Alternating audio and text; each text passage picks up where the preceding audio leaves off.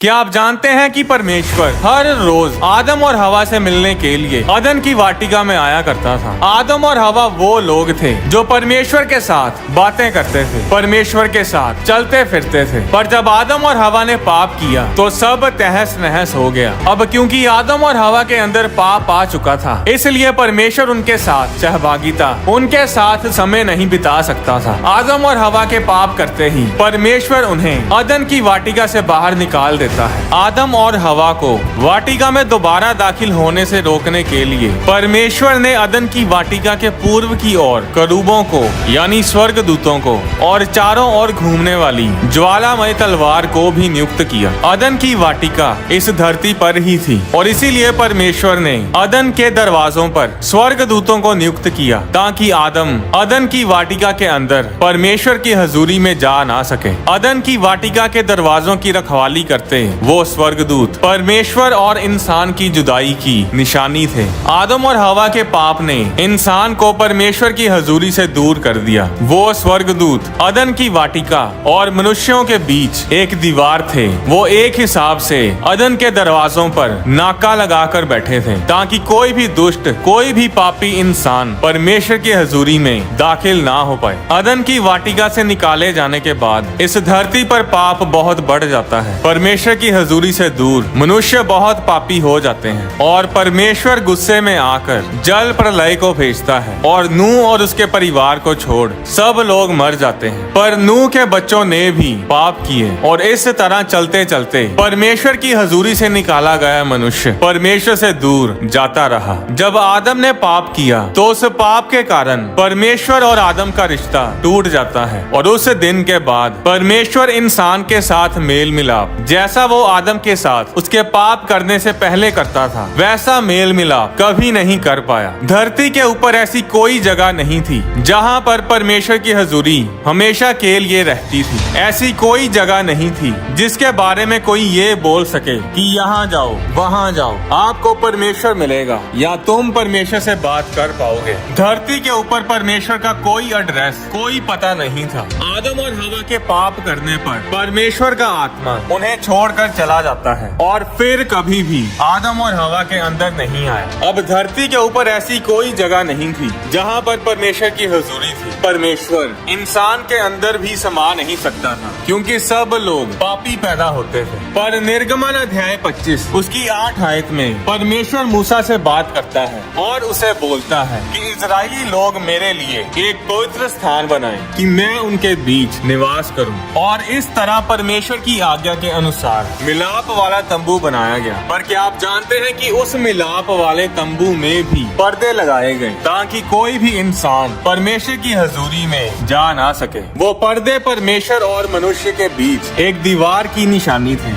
मिलाप वाले तंबू में एक जगह होती थी जिसे परम पवित्र स्थान यानी होली ऑफ होलीज बोला जाता था। ये वो जगह थी जहाँ पर वाचा का संदूक पड़ा होता था और उस वाचा के संदूक के ऊपर परमेश्वर की हजूरी रहती थी। अब परमेश्वर धरती के ऊपर इंसानों के बीच अपना निवास स्थान तो बना लेता है पर फिर भी इंसान परमेश्वर के साथ मेल मिलाप नहीं कर पाते थे। परम पवित्र स्थान में परमेश्वर की हजूरी में किसी को भी जाने की परमिशन नहीं थी। साल में सिर्फ एक बार ही महायाजक उस परम पवित्र स्थान में जाता था। क्या आप जानते हैं कि जो पर्दे परमेश्वर और मनुष्य के बीच दीवार का काम करते थे उनके ऊपर करूबों की यानी स्वर्ग दूतों की तस्वीरें बनी होती थी। अदन के दरवाजों की रखवाली करते स्वर्ग दूतों की तस्वीरें उन पर्दों पर छपी होती थी और हमारे और परमेश्वर के बीच उस जुदाई को, उस दीवार को दर्शाती थी। और इसी तरह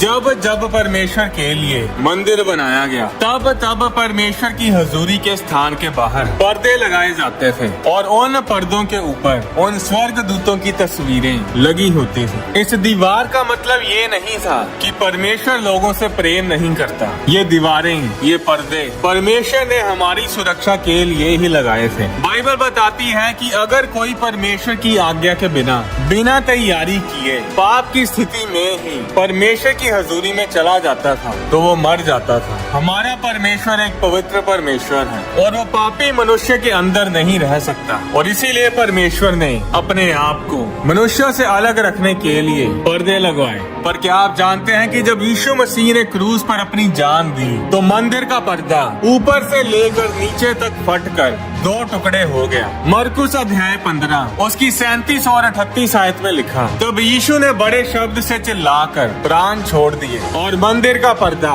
ऊपर से नीचे तक फटकर 2 टुकड़े हो गया। उस पर्दे का फटना कोई आम बात नहीं थी। वो स्वर्गदूत जो उन पर्दों पर छपे थे, जो परमेश्वर की हजूरी में जाने के रास्ते को रोक कर बैठे थे, यीशु मसीह की कुर्बानी के कारण परमेश्वर ने उस पर्दे को फाड़ डाला, उन स्वर्गदूतों को हटा डाला। आदम के पाप करने के समय से चलती आ रही परमेश्वर और मनुष्यों की जुदाई उस दिन खत्म हुई। आज जो लोग मसीह में हैं, उनके लिए परमेश्वर से कोई जुदाई नहीं है, कोई दूरी नहीं है और कोई श्राप नहीं है। हर दीवार जिसने हमें परमेश्वर से दूर किया हुआ था, हमारी आशीष से दूर किया हुआ था, वो हर दीवार यीशु मसीह की कुर्बानी के द्वारा टूट चुकी है। अब परमेश्वर के पास जाने का रास्ता खुल चुका है। स्वर्गदूत हटा दिए गए हैं। बाइबल में लिखा है कि परमेश्वर कभी कभी नहीं बल्कि हर रोज आदम और हवा से मिलने के लिए अदन की वाटिका में आया करता था, पर आदम और हवा के पाप ने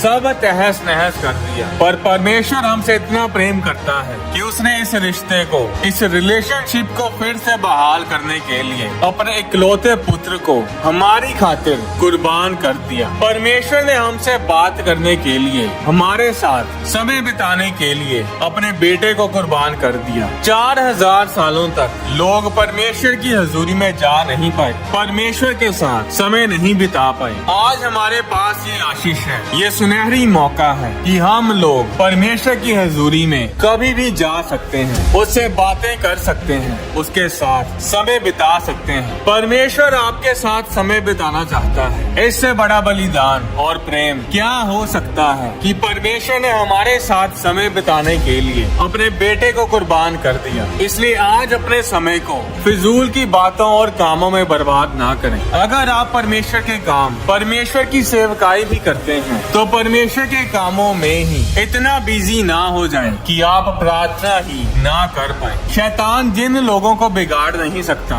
वो उन्हें फिजूल के कामों में बिजी रखता है ताकि वो कभी भी परमेश्वर की हजूरी में समय ना बिता सके। अगर आज हमारे पास ये गोल्डन अपॉर्चुनिटी है कि हम इस दुनिया को बनाने वाले परमेश्वर की हजूरी में जा सकते हैं, हमारे पास उसकी हजूरी में जाने का परमिट है, तो इस सुनहरी अवसर को व्यर्थ ना जाने दें। परमेश्वर हर रोज इंतजार करता है आपसे मिलने का, आपसे बातें करने का, जिस तरह वो आदम और हवा से करता है। इसलिए हर रोज प्रार्थना करने का, परमेश्वर की हजूरी में जाने का समय जरूर निकालें। आप